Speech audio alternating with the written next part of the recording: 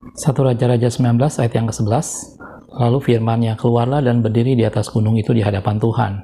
Maka Tuhan lalu angin besar dan kuat yang membelah gunung-gunung dan memecahkan bukit-bukit batu mendahului Tuhan. Tetapi tidak ada Tuhan dalam angin itu, dan sesudah angin itu datanglah gempa. Tetapi tidak ada Tuhan dalam gempa itu. Dan sesudah gempa itu datanglah api, tetapi tidak ada Tuhan dalam api itu. Dan sesudah api itu datanglah bunyi angin sepoi-sepoi basah. Segera sesudah Elia mendengarnya, ia menyelubungi mukanya dengan jubahnya, lalu pergi keluar dan berdiri di pintu gua itu. Maka datanglah suara kepadanya yang berbunyi, "Apa kerjamu di sini, hai Elia?" Oke, shalom, selamat siang. Ayat yang barusan kita baca itu adalah peristiwa pada waktu itu Elia melarikan diri ke jalan Isabel, dan kemudian dia lari dikatakan di sana adalah ke Gunung Horeb, gitu ya. Dan Elia bersembunyi di sana. Tapi pada peristiwa ini ada satu hal yang menarik. Iman dikatakan pertama ada angin besar yang memecahkan bukit-bukit batu, tetapi kemudian tidak ada Tuhan di sana. Dan di sana dilanjutkan lagi kemudian ada gempa yang besar dan juga tidak ada Tuhan di sana. Lanjutannya adalah ada api, dikatakan seperti itu. Kemudian juga dikatakan bahwa tidak ada Tuhan di sana sampai terakhir ada angin sepoi-sepoi basah, dan kemudian Elia menutupi mukanya dan Allah berfirman, "Apa kerjamu di sini, Elia?" Dari sini ada satu hal yang menarik, bagaimana tentang Allah menampakkan diri kepada Elia bukan dalam suatu peristiwa yang sangat spektakuler di mata manusia. Sebelumnya ada angin besar yang memecahkan bukit batu, tapi dikatakan Tuhan tidak ada di sana. Ada gempa yang sangat dahsyat dan dikatakan lagi bahwa Tuhan tidak di sana. Bahkan tatkala ada satu api yang besar juga di sana tidak ada Tuhan. Justru Tuhan ada pada saat ada angin sepoi-sepoi basah, pada saat situasi yang tenang, pada saat situasi semua yang kelihatannya bukan suatu hal yang spektakuler. Di sanalah Tuhan menampakkan diri kepada Elia, dan di sanalah Tuhan berbicara kepada Elia, "Apa kerjamu di sana, Elia?" Dan kemudian kalau kita baca lanjutannya, Allah menyuruh Elia untuk mengurapi Elisa, gitu ya. Dari sini kita ingin sama-sama melihat bahwa kehadiran Tuhan itu tidak selalu ditandai dengan hal-hal spektakuler yang di pemandangan mata manusia, sehingga mata manusia terbelalak dan melihat sesuatu hal yang luar biasa dan menganggap bahwa seperti itulah kehadiran Tuhan.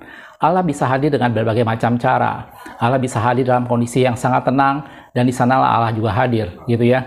Allah tidak harus selalu berarti kehadiran Tuhan harus ditandai dengan sesuatu seperti halnya gempa yang dahsyat, atau seperti angin yang membelah bukit-bukit batu, atau seperti api yang menyala-nyala. Allah bisa hadir pada saat ada angin sepoi-sepoi basah biasa.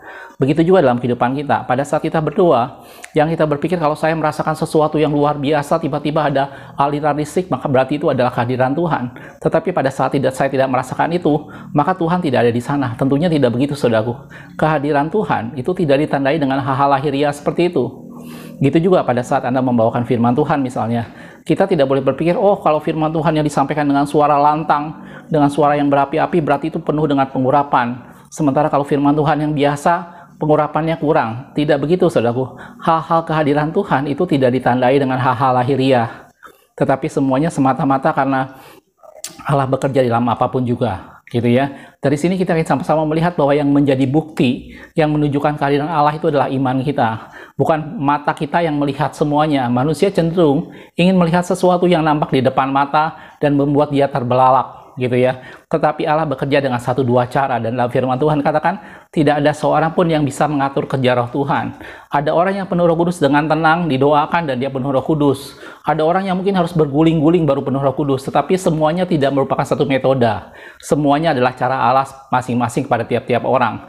Ada orang yang mengalami kelepasan dengan tenang dan Tuhan menjamah dia, tapi mungkin ada yang lebih demonstratif. Semuanya cara kerja Allah, gitu ya. Dari sini kita akan melihat bahwa Anda berdoa, Anda bersekutu dengan Tuhan, mungkin ada saat-saat di mana kita tidak merasakan hal-hal yang kita anggap sebagai satu kehadiran Tuhan. Tetapi percayalah bahwa kalau kita mencari Tuhan, Tuhan hadir di sana, gitu ya. Dalam kalau kita berseru pada tempat Tuhan, maka Tuhan mendengar kita. Jelas, saudaraku. Dan iman itu menjadi bukti dari apa yang tidak kita lihat. Iman itulah yang menunjukkan kehadiran Tuhan, bukan tanda-tanda lahiriah yang nampak di depan mata. Jelas, saudaraku. Makasih sudah menonton. Kita ketemu di video berikutnya. Tuhan Yesus memberkati.